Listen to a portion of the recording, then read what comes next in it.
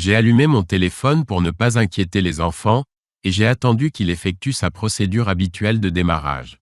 Finalement, j'ai entendu la cacophonie habituelle de bip et de sonneries, annonçant que j'avais du courrier, des messages et des textos. C'étaient des messages et des courriels d'amis qui voulaient s'assurer que j'allais bien. Je n'avais jamais imaginé qu'ils surveillaient aussi la météo et pouvaient s'inquiéter pour moi. Assise seule dans ma petite maison, leurs messages m'ont touché au cœur. Des rumeurs de mon départ m'étaient parvenues, et j'ai reçu un flot de soutien. Mais ceux qui savaient où j'allais avaient tenu leurs promesses, alors tout le monde voulait savoir où j'étais et où je me dirigeais. J'ai décidé d'envoyer un message groupé en leur disant « Je vais bien ». J'ai eu 3 belles journées de vent régulier, j'ai passé la tempête dans un havre sûr, et je progresse bien. Après y avoir réfléchi un moment, j'ai décidé qu'il n'y avait plus de raison de garder le secret, et j'ai ajouté « Je navigue vers le Maine et j'espère y être dans quelques jours. Le bateau se comporte merveilleusement, et je réalise maintenant que j'ai fait un excellent choix en l'achetant. Elle peut accomplir tout ce que je lui demande et même plus. C'est un changement formidable. » J'ai ensuite ajouté un emoji souriant. Je me suis dit qu'il comprendrait l'allusion. Craig était au courant de mes projets depuis le début, et je lui avais promis de le récupérer quelque part sur la côte en remontant vers le nord. Lorsque j'eus terminé mon petit déjeuner et mes messages téléphoniques, le soleil s'était déjà levé, mais j'avais le temps de savourer une seconde tasse de café, et je me suis installé dans le cockpit pour contempler le lever du soleil. C'était un nouveau jour, et pour la première fois, j'ai vraiment eu l'impression que c'était un nouveau départ. J'étais à mi-chemin et je ne fuyais plus la douleur ni ce que je considérais comme ma défaite. Maintenant, je courais vers une nouvelle vie. Les pêcheurs étaient déjà sur l'eau quand j'étais prête à lever l'ancre. Le vent soufflait de l'ouest, et j'ai mis le cap au nord-est vers Buzzard Bay. Je n'avais toujours pas décidé comment contourner Cap Cod. L'idée d'aller plus au large et de contourner le cap par l'est était très tentante, mais c'était ma première traversée en solitaire sur l'océan. De plus, j'avais d'autres engagements. Une fois passé New Shoreham, j'ai viré de 10 degrés vers l'est et dirigé voyager dans une large trajectoire sur bâbord. La grand voile, le foc et le génois tiraient bien, et je commençais à réaliser ma meilleure performance en navigation. La mer ondulait doucement, et voyager s'élevait et retombait rythmiquement tandis que j'accumulais les milles sous la quille. Je me suis dit, voilà l'essentiel. J'ai un bon bateau sous mes pieds, une brise constante dans mon dos, et un objectif qui m'appelle. J'ai besoin de plus de ça et moins de ce que j'ai laissé derrière moi. Bientôt, je me retrouvais dans la même position qui m'avait mené jusque-là. Assis au fond du cockpit, méditant sur mon périple, j'observais les navires. Il n'y avait pas grand-chose à voir, ce qui me convenait parfaitement. Si tout se passait comme prévu, chaque étape du voyage à partir de ce point serait plus courte que le long de la côte du New Jersey et de Long Island. Il y avait des havres sûrs tout au long de la route à partir d'ici, et je n'avais presque pas besoin de parcourir assez de miles pour trouver un endroit sûr où passer la nuit. Comme les jours précédents, mes pensées commencèrent à vagabonder. Je me demandais pourquoi Sheila n'avait jamais su apprécier la voile. C'était libérateur et grisant, comme je supposais que devait l'être le vol. Les voiles sont portées par un vent invisible, et la mer bat contre la coque, vous propulsant mille après mille. Le bateau exige votre attention, mais il vous donne aussi le temps de réfléchir. Du temps pour réfléchir. Pourquoi avait-elle décidé qu'elle avait besoin de plus que ce que nous avions? Notre vie commune avait toujours été tout ce dont j'avais besoin. Pourquoi ne était-ce pas suffisant pour elle? Qu'y avait-il de si magique chez lui, George, et comment pouvait-elle imaginer que je resterais passif pendant qu'elle partageait l'intimité d'un autre homme? Et puis cela m'a frappé. Malgré tout ce qu'elle m'avait fait subir, malgré sa condescendance et sa trahison, je ne savais toujours pas qui était cet homme. Était-ce quelqu'un avec qui elle travaillait? Si oui, je ne l'ai jamais rencontré. Je ne me souviens même pas qu'elle l'ait mentionné dans nos conversations. Était-il nouveau dans sa vie, ou l'avait-elle gardé secret plus longtemps qu'elle ne l'avouait? Elle m'avait certainement menti en niant leur liaison. Était-ce quelqu'un qui venait à son bureau de temps en temps, ou était-ce simplement une brève rencontre qui avait suffi à tourner la tête de mon épouse? Ma colère s'est ravivée un instant, et j'ai fixé l'horizon oriental pour m'éclaircir l'esprit. Quelqu'un naviguait près du bâbord, se dirigeant vers le sud à travers la baie. Je me demandais d'où il venait et où il allait. Nos routes se croisaient à plusieurs miles de distance, alors j'ai sorti ma longue vue pour mieux observer le paysage. Certaines personnes ne connaissent pas les monoculaires, mais ce n'est qu'une moitié de jumelles. Il faut admettre qu'ils sont plus pratiques à utiliser sur une mer agitée, et j'ai rapidement fait la mise au point sur l'autre bateau. Il y avait un homme d'environ mon âge assis à la barre, et une femme sortait du panneau de la cabine. Elle posa 2 tasses sur le plancher du cockpit, quitta la cabine, puis les reprit pour emporter une à l'homme qui semblait être son époux. Je me demandais ce que cela faisait de naviguer avec son conjoint et de partager cette expérience avec son âme sœur, son partenaire. Ils m'observèrent brièvement, ou peut-être regardaient-ils voyager, mais ils étaient trop loin pour remarquer que je les observais. Je suppose que, comme moi, ils admiraient simplement le navire qui passait. Je souris et laissai la vanité prendre le dessus un instant. Je savais que voyager était un magnifique voilier et j'envisageais brièvement de hisser le spinnaker, mais j'y renonçai rapidement. Le spinnaker deviendrait problématique si le vent changeait brusquement ou si je devais modifier ma trajectoire. Je fis un signe de la main, mais j'étais trop éloigné pour qu'il me remarque. Il semblait converser, et je vis que l'homme riait. Pour la première fois depuis mon départ de Whitehall Bay, je me sentis véritablement seul. Jusqu'à présent, j'avais été un voyageur solitaire, mais maintenant j'étais quelqu'un d'autre. J'étais déraciné. J'étais séparé de toutes et de tous sauf de voyager, et pendant un instant, je me demandais ce que serait la vie partagée avec une femme qui ne désirerait qu'être à mes côtés. J'écartais ces pensées et me rappelais d'allumer mon téléphone portable une fois au port pour parler aux enfants. J'avais besoin d'entendre leur voix et d'expliquer ma décision. J'espérais leur soutien, mais seul le temps dirait comment ils réagiraient. Après tout, Sheila était leur mère. Ils devaient lui montrer au moins une certaine loyauté. Pour la première fois, je commençais à m'interroger sur le prix que je pourrais payer pour ma nouvelle vie. J'observais l'eau devant moi.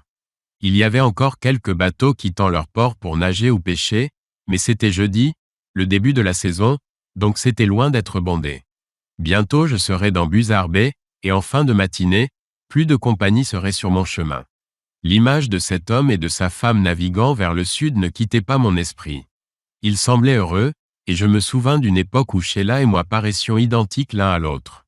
Avant la naissance des enfants, nous étions insouciants, et chaque jour semblait être une lune de miel. Quand les enfants sont nés, la vie est devenue encore plus belle. Quand ils étaient petits, j'aidais Sheila après le travail pour qu'elle n'ait pas tout à faire elle-même. Les enfants ont grandi et nous leur lisions des histoires avant de dormir. Puis ils sont allés à l'école et nous les aidions pour leurs devoirs. C'étaient tous ces petits moments que la famille offre aux parents, et j'aimais tout cela. Je n'ai jamais eu l'impression de vieillir ou que le temps m'échappait. À chaque âge, je sentais que j'étais parfaitement bien et que je menais une vie épanouie. Quand les choses ont-elles commencé à changer? Je suppose que lorsque Sheila a repris le travail, elle est devenue plus distraite. Je ne lui en voulais pas à l'époque. Elle avait été mère au foyer pendant 7 ans. Elle avait besoin de liberté et de l'opportunité de redevenir une adulte.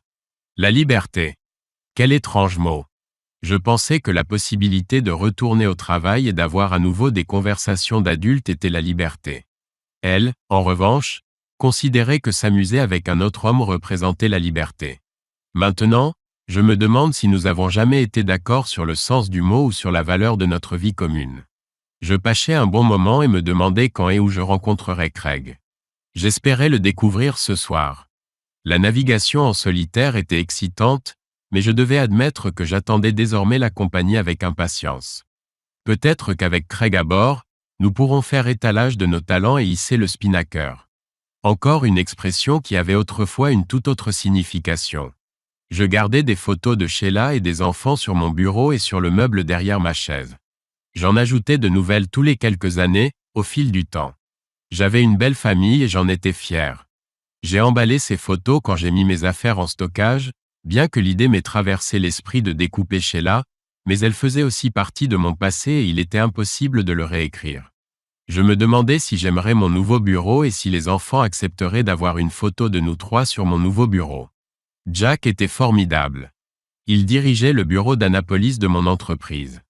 Quand je suis allé le voir pour lui parler de ce qui se passait avec Sheila, il a ôté sa casquette de patron pour mettre celle d'ami. Il ne m'a jamais fait culpabiliser de vouloir partir. Au contraire, il s'est assis avec moi et m'a aidé à planifier. Quand je lui ai dit que j'avais besoin de quitter la ville et de commencer une nouvelle vie, c'est lui qui m'a parlé du poste vacant à Portland. C'était la même entreprise, le même travail dans une ville différente. C'était une promotion pour moi. Bill, tu sais que je ne veux pas que tu partes. Je voudrais que tu restes ici, que tu lui craches au visage et que tu trouves la plus jolie fille de la ville pour te tenir la main. Mais tu sais que j'ai traversé un divorce pour la même raison que toi et jusqu'à aujourd'hui, je regrette de ne pas avoir quitté la ville sans me retourner. Je vois cette maudite traîtresse et son nouveau mari partout où je vais. On ne s'y habitue jamais. Je me contentais d'acquiescer.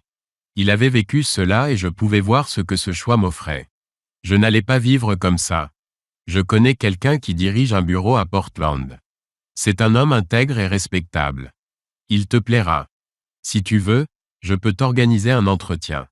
Je n'ai pas eu besoin d'y réfléchir. Fais l'appel, Jack. Dis-lui que je peux prendre l'avion et passer l'entretien quand ça l'arrange. 1 heure plus tard, Jack était dans mon bureau. Tu as un entretien mardi matin. Carole prépare déjà tes billets et ta réservation d'hôtel. Je te conseille de rester au moins jusqu'à mardi soir et de visiter quelques appartements. Ça ne sert à rien de chercher une maison tout de suite. Il vaut mieux d'abord te familiariser avec les environs. Je suis arrivé lundi soir et je suis rentré jeudi. À mon retour, j'avais un nouveau travail, un nouvel appartement et un endroit pour amarrer mon bateau. Les choses s'amélioraient et pour la première fois depuis que Sheila avait lâché sa bombe, j'avais l'impression de reprendre ma vie en main. En y repensant, j'avais dit à Sheila que je devais partir pour le travail, et elle n'avait jamais posé de questions. Elle n'avait jamais demandé où j'allais ni combien de temps je serais absent. Je suppose que cela, plus que toute autre chose, démontrait que mon mariage était mort. Je naviguais maintenant parallèlement vers le nord, bien que plus lentement que l'avion qui m'avait emmené à Portland quelques semaines plus tôt. J'ai consulté la carte et la navigation satellite et j'ai vu que j'approchais des voies maritimes de Providence. Je ne m'attendais pas à beaucoup de trafic maritime, mais c'était suffisant pour m'empêcher de penser au passé. Je me suis levé du plancher de la cabine, me suis versé un verre de thé glacé et me suis installé confortablement pour pouvoir regarder dans toutes les directions. Il était temps d'être vigilant. Mieux que Providence, il y a Newport à l'embouchure de la baie de Narragansett. Certains ne seront pas d'accord, mais je considère Newport et Annapolis comme les capitales de la voile de la côte Est. Certains diront qu'Annapolis arrive en 2e position, et en termes de richesse, c'est probablement vrai. Newport est le berceau traditionnel de la Coupe de l'America, et comme on dit, l'argent attire l'argent. Cependant, je pense qu'en proportion de la population, Annapolis compte plus de plaisanciers passionnés. Il y a beaucoup de yachts monotypes là-bas et beaucoup de courses handicap. Si l'on ajoute tous les plaisanciers professionnels et les pêcheurs récréatifs, on obtient beaucoup de bateaux, beaucoup de marinas et beaucoup de bars ouverts tard dans la nuit. Je pâchais au large de Newport en espérant voir un yacht de 12 mètres déployer ses voiles. Et je n'ai pas eu cette chance aujourd'hui. C'était un jeudi et le début de la saison, il n'y avait donc que des marins passionnés sur le bateau. Je suppose que j'en faisais désormais partie. Comment aurait-il pu en être autrement? J'avais effectué une traversée en solitaire au large d'Annapolis et je naviguais vers le Maine. C'est alors que l'idée m'est venue. Je devrais commencer un journal de bord pour voyager. Je documenterai ma traversée hauturière, notant les miles parcourus, le vent et l'état de la mer. Ce serait la chronique de ma nouvelle vie. Cela semblait être une bonne chose à faire. Je ne l'ai jamais fait. Ce n'était qu'une pensée grandiose et éphémère.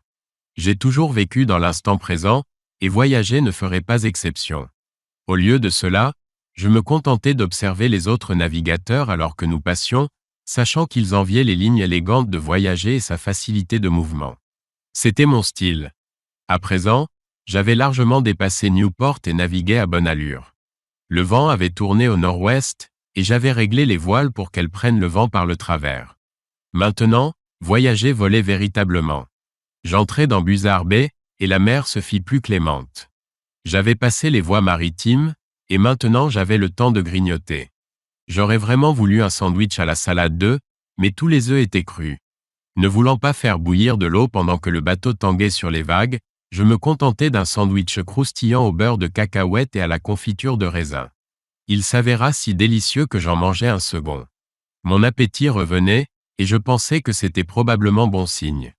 La nourriture ne m'avait plus attiré depuis que Sheila avait dicté ses conditions. Rien ne m'avait attiré du tout à ce moment-là. Maintenant, j'étais à plusieurs centaines de miles de chez moi, et même en y pensant, je gagnais des miles sous ma quille. J'avais fait la moitié de la traversée et je descendais la pente. Vers midi, je vis quelques bateaux de plus, mais pas beaucoup. Je me dis que j'étais fait d'un matériau plus solide et je ris. Je n'étais pas solide. Je n'avais simplement pas besoin d'être au travail. Décidant que j'en avais assez de penser à Sheila et aux insupportables tracas que j'avais laissés derrière moi pour la journée, je m'installai sur le banc du cockpit et regardai Voyager faire son chemin dans Buzzard Bay. Elle est tout simplement magnifique. Le cockpit me permet d'ajuster les voiles aux conditions changeantes du vent, ajoutant ou réduisant la voilure pour maintenir le gouvernail équilibré et neutre. Un petit ajustement du foc, quelques degrés sur le pilote automatique, et Voyager répond. C'est ce après quoi j'aspirais. Quand je faisais les choses correctement, j'étais récompensé. Quand je me trompais, elle me le faisait savoir. Nous communiquions, ce bateau et moi. Nous avions un accord, un contrat. Je prendrais soin d'elle et elle ne me laisserait pas tomber.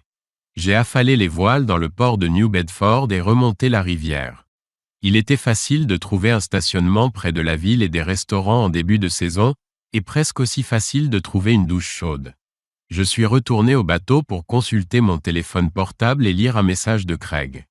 Il allait me rejoindre le lendemain soir à Plymouth. Il y avait aussi des messages des enfants, remplis de questions et d'inquiétudes. Je prendrai le temps d'y répondre ce soir. Puis, me sentant prêt à retrouver la civilisation, je suis parti à la recherche d'un restaurant italien où je pourrais déguster les pâtes dont j'avais tant envie.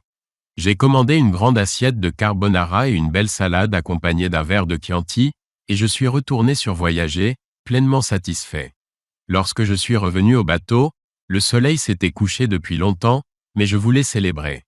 J'avais surmonté l'obstacle, le bateau se comportait bien, et j'aurais de la compagnie le lendemain soir. Me versant un verre de bourbon, je me suis rassis pour écrire un message à mes enfants. Une légère brise soufflait, tenant les insectes à distance, alors je me suis installé dans le cockpit, le dos appuyé contre la cabine, rassemblant mes pensées tout en observant les touristes qui déambulaient. Observer les gens avait toujours été l'un de mes passe-temps favoris, et je m'asseyais souvent au centre commercial pour regarder les clients lorsque j'accompagnais Sheila dans ses séances de shopping. C'était déjà un lointain souvenir. En réalité, elle ne voulait plus que je l'accompagne depuis plusieurs années. Je me demandais quand ces infidélités avaient vraiment commencé. Ah, au diable tout ça! Ai-je pensé, et au diable avec elle aussi. J'ai passé trop d'années à m'inquiéter de ses sentiments et de ses besoins. Elle veut commencer une nouvelle vie? Eh bien, voici la mienne. C'était le début de ma nouvelle vie, et elle commencerait par moi, assis sur mon bateau, sirotant du bourbon et mettant de l'ordre dans mes pensées.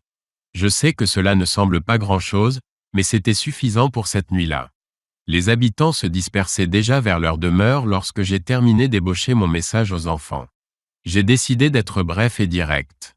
Ce sera difficile à comprendre pour vous, et je ne peux pas dire que je le comprends moi-même. Votre mère a décidé d'avoir un amant. Il s'appelle George. Je ne le connais pas et ne sais rien de lui, mais je n'ai nullement l'intention de rester les bras croisés pendant que votre mère passe ses nuits dans son lit. C'est pour cela que j'ai quitté votre mère. Ce n'est pas plus compliqué que ça. J'ai essayé d'être un bon mari. J'admets que je ne suis pas parfait, mais personne ne l'est. Je lui ai été fidèle depuis le jour où nous nous sommes rencontrés, et maintenant je dois me respecter et exiger mieux que ce qu'elle m'offre. Vous savez que je vous aime tous les deux. Je divorce de ta mère, mais je ne divorce pas de toi. Mon engagement envers toi ne changera jamais. Je déménage dans le Maine, et je sais que cela rendra ta vie plus difficile puisque ta mère et moi ne vivrons plus sous le même toit, ni même dans la même ville. Je suis désolé que cela affecte ta vie, mais je veux que tu saches qu'il arrive un moment dans la vie de chacun où l'on doit faire ce qui est juste pour soi. J'espère que ta mère trouvera ce qu'elle cherche, mais ce ne sera pas avec moi. Réfléchis à ce que je t'ai dit et reviens vers moi quand tu seras prêt. Je t'aimerai toujours. J'ai encore besoin de toi et je te veux dans ma vie. Papa. Lorsque j'eus terminé mon message, j'étais épuisé et je commençais à penser qu'il était temps d'aller me coucher. Si les prévisions météorologiques se maintiennent, demain sera une belle journée. Je naviguerai à travers Buzzard Bay et sortirai du canal de Cap Cod vers la baie de Cap Cod. Si le vent ne tourne pas vers le nord, la navigation sera facile, et je devrais pouvoir atteindre Plymouth d'ici vendredi soir. Jour 6, vendredi. La nuit de jeudi, j'ai bien dormi. Voyager tanguait légèrement quand les bateaux passants la faisaient tirer sur les amarres, mais j'ai dormi profondément. Puis, pour la première fois depuis samedi, je suis allé en ville prendre mon petit déjeuner. Il me manquait des protéines dans mon régime quotidien, alors j'ai pris une assiette d'œufs et de bacon avec un bon café et un jus d'orange. Me sentant bien, je suis retourné au bateau et j'ai vérifié mon téléphone. J'avais des messages des 2 enfants.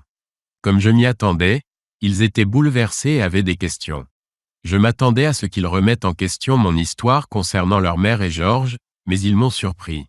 Je suppose qu'ils étaient plus observateurs en tant qu'enfants dans un mariage que je ne l'étais en tant qu'époux.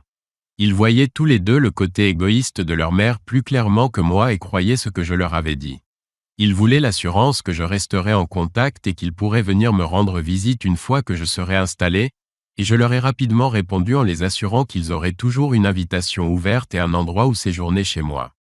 Ils me manquaient terriblement, mais leur amour et leur soutien m'ont remonté le moral. Je ne peux m'empêcher de dire que je suis resté assis là dans la cabine à pleurer. Ma femme m'avait peut-être trahi, mais les enfants étaient là pour moi et c'était suffisant. Quand tout fut prêt et que la literie fut mise à sécher, j'ai démarré le moteur, largué les amarres et mis le cap vers Buzzard Bay.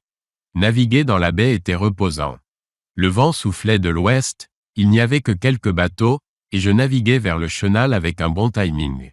Le canal de Cap COD ressemble beaucoup au canal CD, et je savais que je devrais peut-être croiser des navires commerciaux en sens inverse. Bien que cette idée ne m'enchantât guère, je savais que je n'étais pas le premier à le faire et je me sentais prêt. Cela s'avéra plus simple que prévu. J'ai affalé les voiles à l'entrée du chenal et fait une traversée tranquille jusqu'à la baie de Cap COD. Je devenais un véritable maître dans ce genre de manœuvre.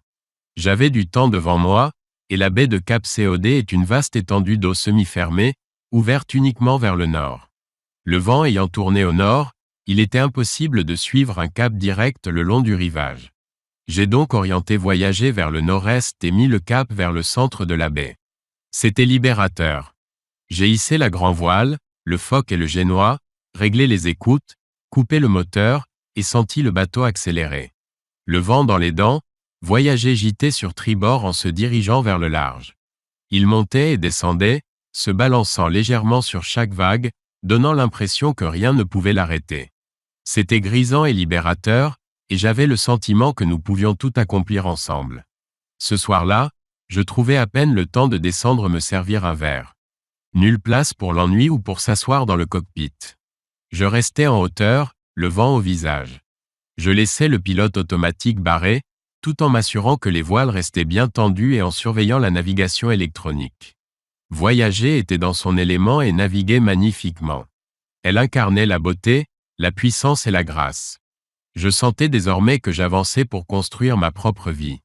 Je peux reconstruire ma vie. Je surmonterai toutes les situations. Je serai capable de relever tous les défis. J'étais prêt. C'est le genre de sentiment qu'un bon vent et un bon bateau peuvent procurer, et c'est ainsi que j'ai navigué jusqu'au centre de la baie de Cap COD. Arrivé au centre de la baie, j'ai viré de bord vers le nord-ouest. C'était simple. J'ai programmé un nouveau cap sur le pilote automatique, et tandis que le bateau virait sur bâbord, j'ai largué les écoutes de la voile avant d'attaquer tribord. La voile traverse naturellement l'axe central du bateau, et dès qu'elle l'a franchi, j'ai assuré les écoutes et réglé les voiles. La grand voile s'est inclinée sans nécessiter trop d'attention. La transition de bâbord à tribord a pris environ 15 secondes, et tandis que voyager accélérait, j'admirais l'efficacité de l'ensemble. Bien sûr, cela aurait été plus rapide avec un équipage, mais j'ai tout fait seul. La barre était stable et souple, les voiles tiraient bien, et la coque était étonnamment rapide. J'ai vérifié la navigation, et il semblait que je passerais facilement le point d'étape, essayant de passer à l'est de Solidors et des rochers Marianne pour atteindre Plymouth avant la tombée de la nuit. En naviguant vers le nord-ouest, je me suis mis à réfléchir à la navigation et à ces falaises devant moi. À l'époque, avant la navigation électronique, un capitaine gagnait sa vie en connaissant sa position quelles que soient les conditions météorologiques. Quand le brouillard s'installait, le capitaine devait toujours savoir qu'il évitait les dangers qui l'attendaient. Ces falaises sont devenues une métaphore des décisions qui m'ont conduit ici. Comment n'ai-je pas remarqué les écueils à l'horizon quand les enfants sont partis à l'université et que nous sommes devenus des êtres vides ? Je pensais que tout allait bien, mais le brouillard s'est installé sans que je m'en aperçoive, et les écueils sont apparus. George était-il l'écueil? Ou aurait-ce été quelqu'un d'autre si ce n'était pas George? Et combien de falaises ai-je contournées au fil des années, ignorant que la destruction m'entourait? Je me suis dit que cela ne se reproduirait plus, mais comme les marins d'antan, nous ne pouvons pas vivre dans une sécurité totale. Nous choisissons un équipage, fixons un cap et nous préparons à l'imprévu, mais le danger est toujours présent, et il faut un bon équipage et un navire fiable pour affronter les périls et atteindre un port sûr. J'ai souri et secoué la tête. Écoutez-moi. Me voilà devenu philosophe marin. Quelle sera ma prochaine surprise? Les pensées de Sheila sont à nouveau évanouies derrière moi, et sans quitter des yeux les voiles ni l'écran du navigateur, je me suis précipité vers Plymouth. C'était une après-midi lumineuse et venteuse, et voyager profitait des eaux de la baie de Cap Cod. J'étais émerveillé de voir comme elle avait bien géré le vent et les vagues en remontant vers le nord le long de la côte du New Jersey. Mais ici, elle semblait jouer dans les eaux mi-ombragées de la baie, et je naviguais le cœur léger et l'esprit libre. C'était en début de soirée, alors que je manœuvrais lentement voyager vers l'emplacement que j'avais loué, que j'ai aperçu une silhouette familière qui m'attendait sur le quai. Craig m'avait devancé. Il m'a rapidement lancé toutes les amarres et bientôt voyager était à quai. Tu es arrivé juste à temps, toi aussi. Comment es-tu venu depuis l'aéroport? Craig a ri. Le monde entier est relié par des navettes et des taxis. Il suffit de trouver la meilleure option, et j'ai eu toute la journée pour le faire. Craig est monté à bord. Il portait un sac marin en toile et n'avait pas du tout l'air d'un marin. D'où sort ce sac? Je l'utilisais pour la lessive à l'université. Je savais qu'il me resservirait un jour. Il a souri, et j'étais heureux de le voir. Jette simplement le sac en bas et nous irons manger un morceau. Craig m'a pris au pied de la lettre et a lancé sa valise en bas, accompagné du fracas d'assiettes et de tasses qui se brisent. Il m'a jeté un regard penaud teinté d'inquiétude. J'ai ri trop fort pour être en colère. Je crois que tu as touché l'évier. J'ai fermé et verrouillé l'écoutille et nous nous sommes dirigés vers la ville. Ce soir-là, nous allions nous offrir un repas digne de l'occasion. En tant que marins, nous désirions une belle pièce de bœuf accompagnée d'un ou deux verres de whisky. Pendant le dîner, je lui ai raconté mon périple, et il m'a informé des nouvelles du pays. La nuit tombait lorsque nous sommes retournés au voyager. Alors que je déverrouillais l'écoutille, promettant de nous servir chacun un bourbon, une voix derrière moi interpella. « Excusez-moi, monsieur. Êtes-vous William Harris ?» En me retournant, j'aperçus deux agents en uniforme et le maître du port debout sur le quai près du yacht. « Oui, que puis-je faire pour vous ?» L'officier plus âgé, et je présume plus expérimenté, déclara. « Eh bien, monsieur, on nous a demandé de vous garder à l'œil. Pouvons-nous monter à bord ?» J'ai regardé leurs chaussures à semelles dures avec désapprobation. Nous n'en aurons pas pour longtemps. Sur ces mots, l'officier senior commença à monter. Un instant. Je n'ai pas dit oui. Si vous voulez monter à bord, retirez vos chaussures. Je ne veux pas que vous abîmiez le pont avec ces semelles. D'accord. J'étais un peu désagréable, mais il aurait pu attendre ma réponse à sa requête. Il était clair à son expression qu'il n'appréciait pas ma réponse, mais il s'exécuta, et j'observai deux agents en uniforme, deux des meilleurs représentants de Plymouth, retirer leurs chaussures et monter à bord du voyager en chaussettes. « Asseyez-vous. Mettez-vous à l'aise, dis-je avec un léger rire. Le banc dur du cockpit n'était guère confortable. Nous nous sommes installés tous les quatre dans le cockpit du voyager pendant que le maître du port retournait sur le quai pour attendre les officiers. « Que puis-je faire pour vous, messieurs ?» Ils commençaient à paraître mal à l'aise, et je suppose qu'ils étaient embarrassés. Ce n'était probablement pas la première fois qu'ils se retrouvaient dans une situation gênante. « Eh bien, monsieur, il semblerait que votre épouse s'inquiète pour vous. Elle, ou devrais-je dire la police d'Annapolis, a contacté les villes côtières pour nous informer de votre possible passage. Elle affirme que vous êtes troublé. » Il semblait détester ce mot plus que moi et chercher une façon plus appropriée de l'exprimer. « Elle dit que je suis fou ?» J'ai ri doucement. A-t-elle dit que j'étais émotionnellement handicapé? Craig a souri mais s'est efforcé de ne pas rire tout haut. Elle a dit que vous aviez reçu des informations troublantes et que vous n'agissiez peut-être pas de manière tout à fait rationnelle. Mon rire n'était plus discret, et Craig abandonna toute tentative de garder son sérieux. Écoutez, messieurs, mon épouse m'a fait part d'une révélation déplaisante il y a environ 4 semaines. Elle entretient une liaison, et elle compte la poursuivre. Nos enfants sont grands, j'ai été libre de faire quelques changements dans ma vie, et je ne tolérerai pas ce genre d'irrespect. J'ai arrangé un transfert au travail et je déplace mon bateau dans le Maine. Rien de compliqué. Les deux officiers acquiescèrent à ce moment-là, et je crus apercevoir un regard envieux de la part du plus âgé. Le plus jeune officier regarda Craig et demanda « Voyagez-vous avec lui ?» Je n'ai pas voyagé avec lui, mais c'est le cas maintenant. Il a navigué seul depuis Annapolis, mais je le rejoins d'ici jusqu'à Portland. Les deux hommes me regardèrent avec un respect renouvelé.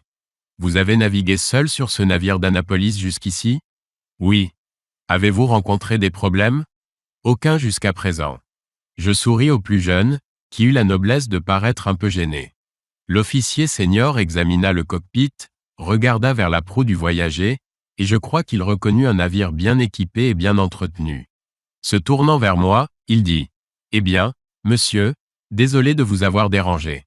Vous semblez avoir tout sous contrôle. Nous vous souhaitons simplement bon voyage, et j'espère que vous trouverez la vie que vous cherchez. » Lorsque nous nous sommes levés, je leur ai serré la main et me suis excusé de leur avoir fait retirer leurs chaussures. Ils ont ri et n'en ont pas pris ombrage. Pourriez-vous faire savoir le long de la côte que je ne suis pas aussi fou que mon épouse veut le faire croire? Ils acquiescèrent, dirent qu'ils le feraient, et sur ces mots, ils partirent. Craig me regarda. Mon vieux, tu n'es jamais ennuyeux, n'est-ce pas? Je n'avais pas de réponse à cette question, alors je suis descendu pour nous servir chacun un verre de scotch. Nous avons passé le reste de la soirée assis dans le cockpit du voyager, sirotant notre scotch et regardant les gens vaquer à leurs occupations.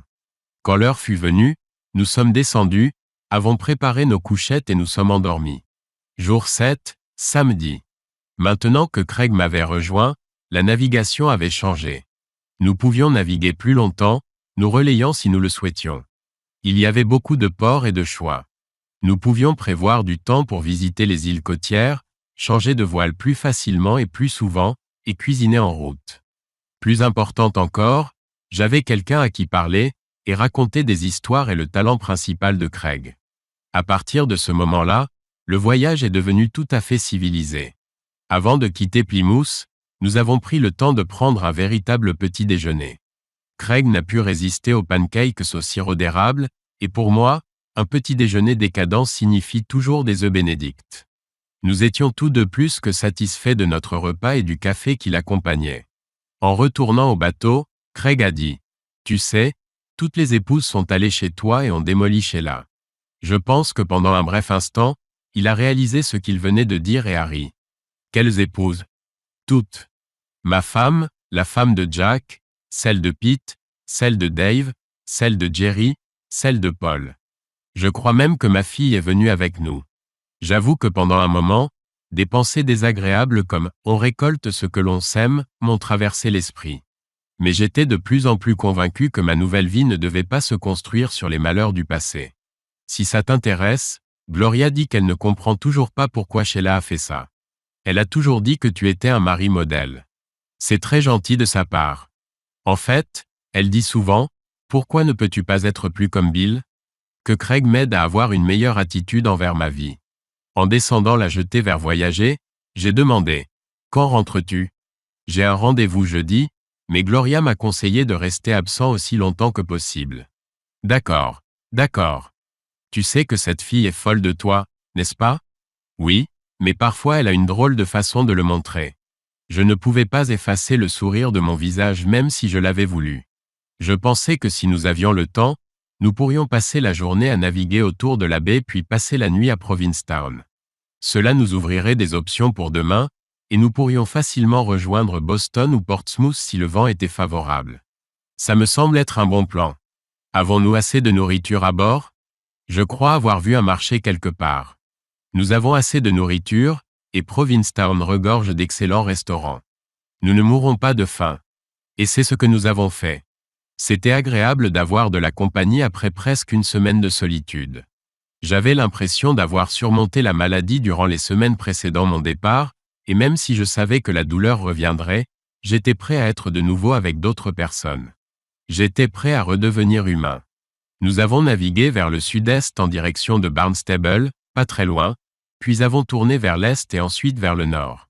Quand nous risquions d'atteindre Provincetown trop rapidement, nous avons viré vers l'ouest jusqu'à ce qu'il soit enfin temps d'entrer dans le port. Nous nous sommes simplement exercés et avons profité de la journée. Le dîner était excellent, et nous avons terminé la journée assis sur le pont jusqu'à tard dans la nuit, sirotant du bourbon et discutant. Découvriras-tu un jour pourquoi? Je n'avais pas pensé à Sheila de toute la journée et pendant un moment, j'ai été pris au dépourvu. Pourquoi? Pourquoi a-t-elle agi ainsi? Non. Elle disait s'intéresser à lui.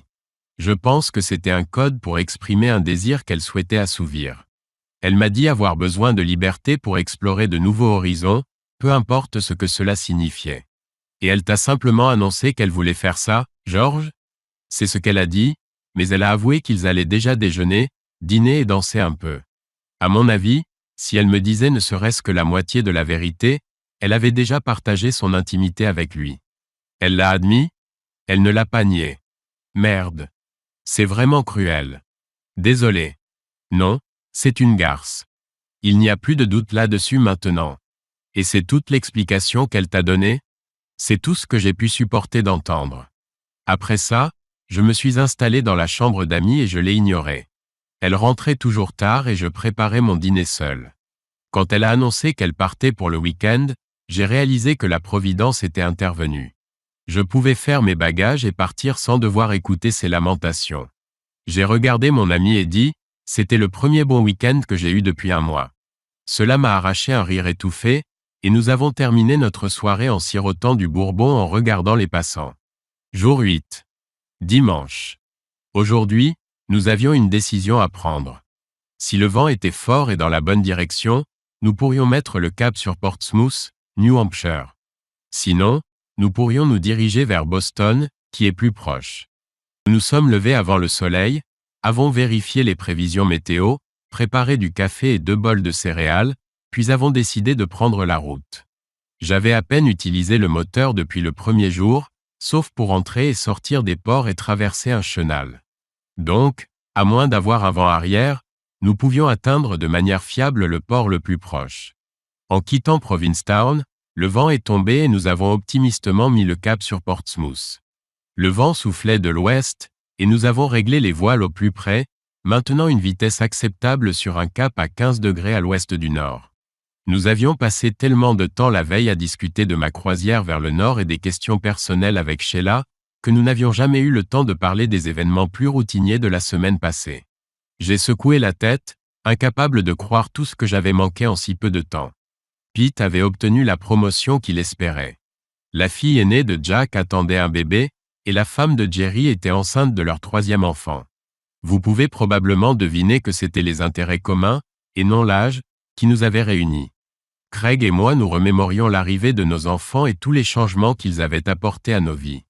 Je pense que nous souhaitions secrètement tous les deux pouvoir tout recommencer, mais le bon sens et la nature ont repris le dessus, et nous sommes vite revenus à la raison. Élever des enfants est une affaire de jeunes. Nous approchions rapidement tous les deux du moment où nous deviendrions grands-parents et nous nous en réjouissions. Mon père me l'avait expliqué, comme son père le lui avait expliqué, que le rôle principal des grands-parents est de gâter leurs petits-enfants. Lui et ma mère avaient gagné ce droit, et j'attendais impatiemment mon tour. Maudite soit Sheila et sa quête de liberté. C'était une autre chose qu'elle avait gâchée. Je pourrais toujours être grand-père, mais en vivant séparément, nous devrions nous partager l'expérience au mieux.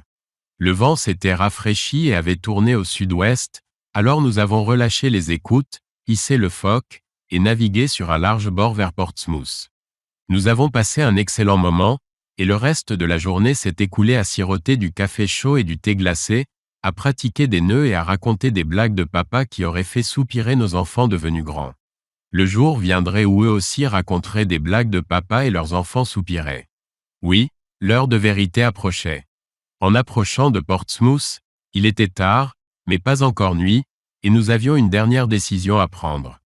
Nous pouvions remonter la rivière Piscataqua, ou nous diriger un peu plus à l'est et mouiller près de Shoals Island. La décision fut facile.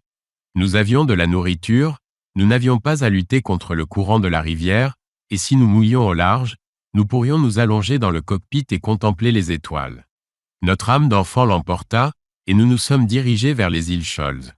L'accès aux îles Shoals est limité, mais nous n'avions pas besoin d'aller à terre. Quand le soleil s'est couché, il a fait froid, alors nous sommes descendus pour cuisiner un moment. Nous avons préparé des œufs brouillés avec de la viande en conserve et des piments que nous avons fait revenir, et des tortillas pour faire des burritos. Nous avons fait du café pour combattre la fraîcheur du soir, et terminé le repas avec le dernier biscuit que j'avais gardé d'Annapolis avant notre départ. Cela peut sembler peu, mais après une journée de soleil, de vent et de mer, c'était un véritable festin. Nous avions fait une longue traversée depuis le Cap. Le soleil et le vent vous dépouillent de toute envie superflue, et font désirer quelque chose de simple, d'essentiel et d'authentique. Vêtus de nos vestes, le ventre plein et des tasses de café à la main, nous nous sommes installés dans le cockpit pour regarder les étoiles tourner lentement au-dessus de nos têtes. Je commence à comprendre pourquoi tu es allé vers le nord, Bill. C'est vraiment magnifique ici. J'ai simplement hoché la tête dans l'obscurité. La côte ici est accidentée et rocheuse, mais il y a d'innombrables rivières navigables et ports à explorer. Alors que nous étions assis là, des poissons ont commencé à frapper la surface de l'eau autour du bateau. Les barres rayées chassent les poissons à pas vers la surface, a dit Craig. Ou alors c'est un tassergal. Ça pourrait être un thon aussi. Je n'ai jamais été un grand pêcheur. C'est peut-être quelque chose que je devrais explorer maintenant que je suis ici. Craig prit une profonde inspiration. Je suis jaloux, Bill. Vraiment. Je me demande si je peux convaincre Gloria de déménager ici. J'ai été ici en plein hiver.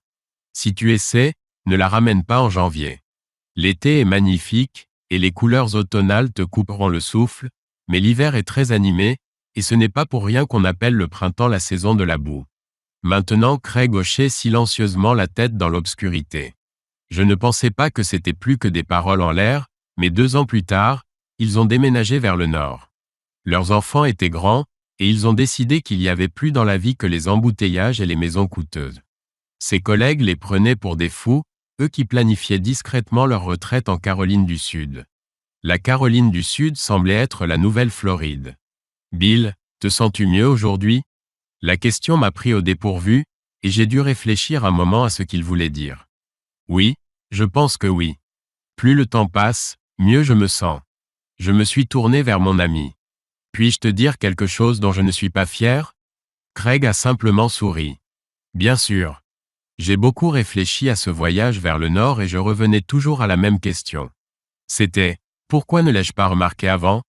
Sheila voulait toujours plus, et n'était jamais satisfaite de ce que nous avions.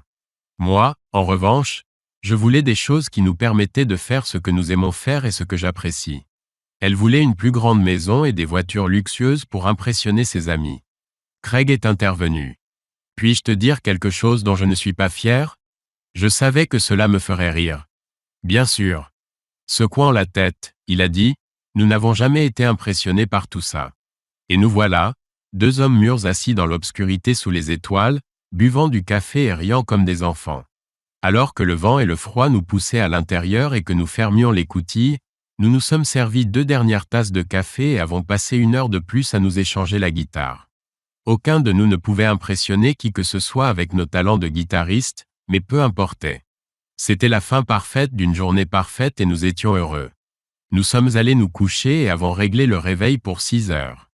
Il nous restait encore une bonne distance à parcourir à la nage, mais ce ne serait pas aussi long qu'aujourd'hui si le vent restait constant et fort. La dernière chose que je fis avant de me coucher fut de régler l'alarme GPS au cas où l'ancre ne tiendrait pas. Nous étions entourés de rochers qui seraient impitoyables si l'ancre venait à déraper. Jour 9, lundi. Le réveil matinal nous trouva encore endormis et nous émergeâmes lentement. Aucun d'entre nous n'avait plus la fougue de sa jeunesse, mais ces derniers jours, nous faisions de notre mieux pour en donner l'illusion.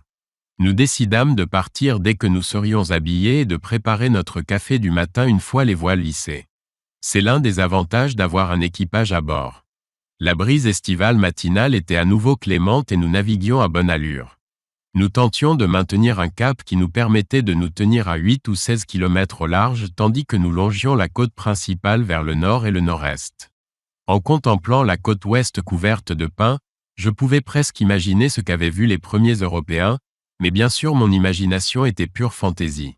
Quand Colomb arriva dans le Nouveau Monde, plus de 60 millions d'autochtones vivaient déjà sur le continent américain. C'était presque l'équivalent de la population européenne à cette époque.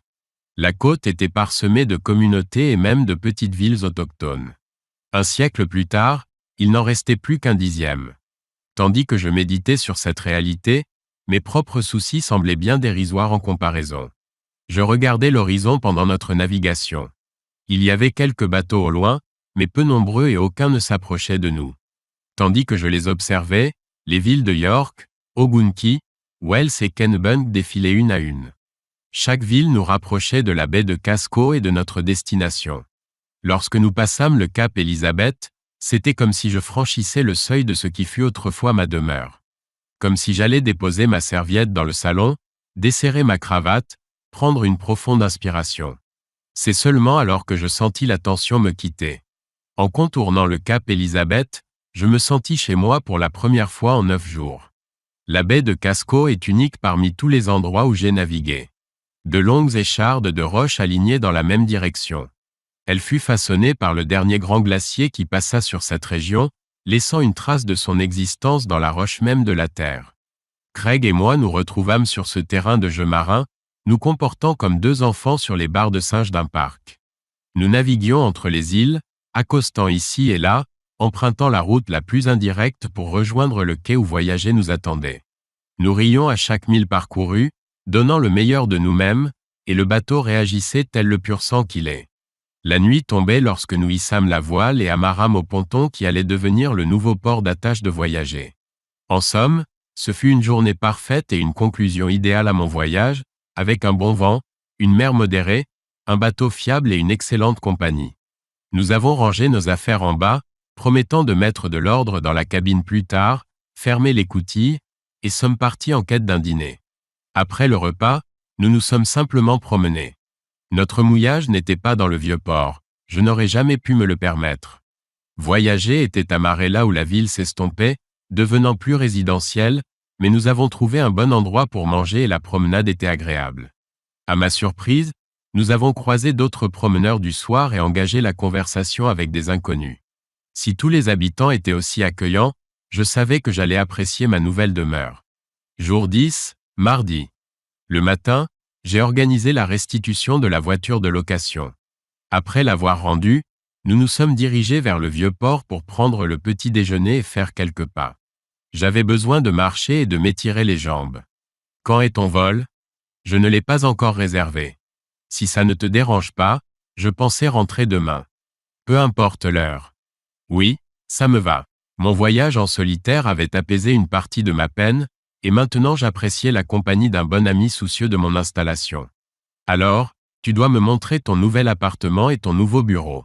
Et, il essayait délibérément de me faire rire. Tu es tellement fille. Néanmoins, c'était une bonne idée. Je devais m'assurer que mon nouvel appartement était prêt, et ça ne ferait pas de mal de passer à mon nouveau bureau. Nous avons franchi le seuil de mon appartement. J'y étais déjà venu une fois et savais à quoi m'attendre, mais l'expression de Craig trahissait sa déception. C'est temporaire jusqu'à ce que ma vie se stabilise. C'est un endroit pour manger, dormir et ranger mes vêtements. Je n'ai pas besoin de plus que ça. Tu l'as pris meublé? J'ai acquiescé. Oui. Il n'y a pas de place pour tes meubles de bureau ou tes outils. Oui, j'ai décidé de louer un autre garde-meuble jusqu'à ce que je trouve un endroit permanent. Il n'a rien dit de plus. Il s'est dirigé vers la chambre, a regardé autour de lui et hoché la tête. Sans un mot, il a fait le tour du salon en hochant la tête. Puis il s'est dirigé vers la cuisine. Il a ouvert tous les placards et demandé « Tu as apporté des draps et une couverture pour le lit? » Non. Et des serviettes? Non. Il te manque des casseroles et des poêles, et tu as besoin d'une bouilloire. Il continua d'examiner. Il te faut une bonne marmite pour pouvoir faire mijoter un ragoût pendant que tu es au travail. Tu as un micro-ondes? Non.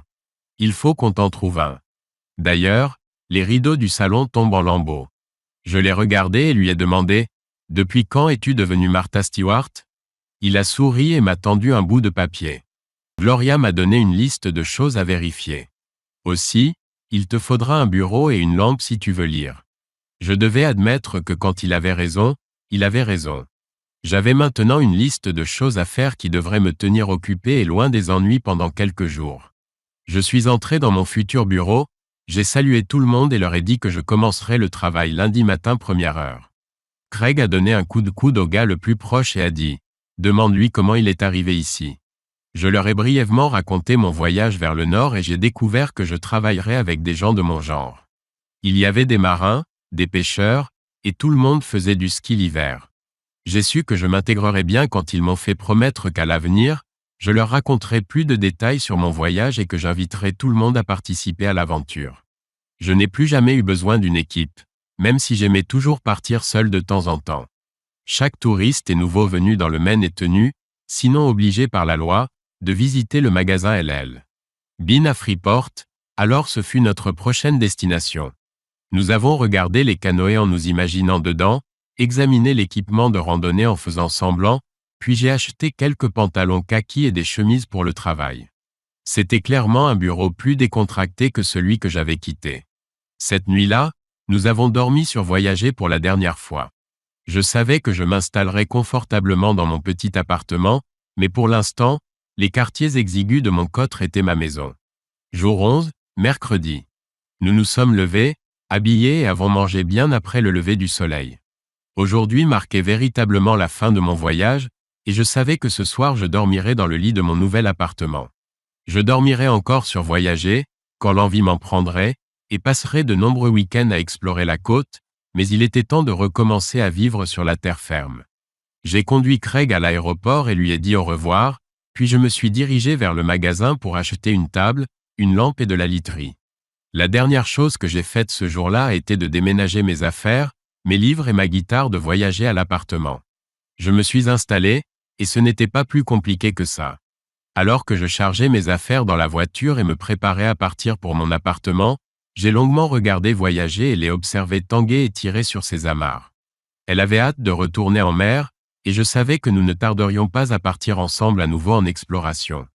J'ai entamé mon voyage vers le nord, espérant laisser derrière moi la douleur d'une vie pour en chercher une nouvelle ailleurs. Mais quelque part au milieu du vent et des vagues, ou peut-être blottis ensemble dans mes quartiers exigus, Voyager et moi avions créé un lien.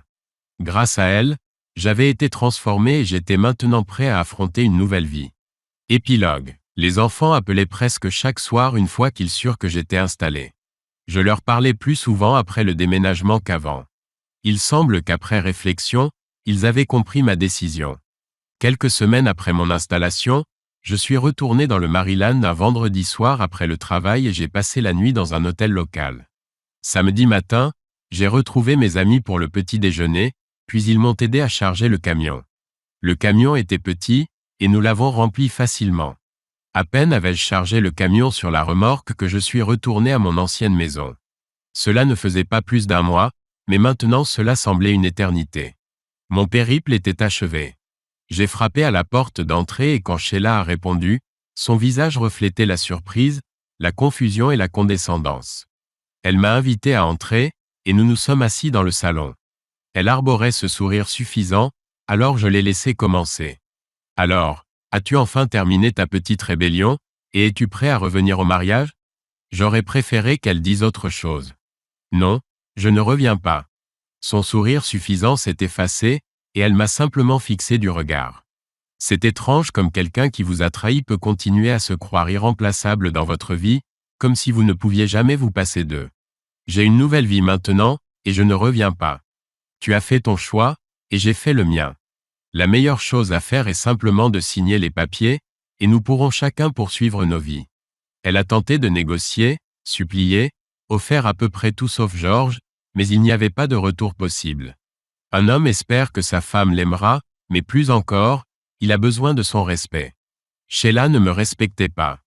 Quelque part en chemin, j'avais perdu son respect si j'en avais eu, et il était inutile de chercher à savoir où. Bientôt, je conduisais le camion et la remorque vers le nord, suivant le chemin que j'avais emprunté quelques semaines auparavant. C'est étrange comme à l'époque, mes préparatifs pour le déménagement m'avaient semblé intimidants, mais maintenant, d'une manière ou d'une autre, mon ancienne vie tenait facilement dans un petit camion avec mes livres et mes outils à l'arrière et mes guitares sur le siège à côté de moi.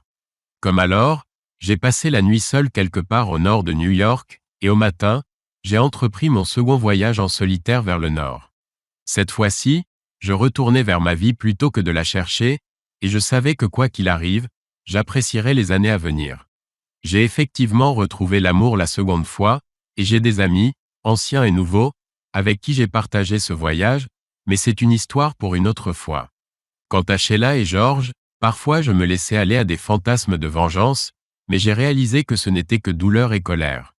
J'ai essayé de remplacer la souffrance par la joie, l'isolement par des moments partagés avec de bons amis, et bientôt Sheila n'était plus qu'un obstacle parmi d'autres, et George n'avait plus aucune importance. Fin. Si vous avez aimé cette histoire, merci de nous soutenir avec un « j'aime » et de partager vos impressions dans les commentaires.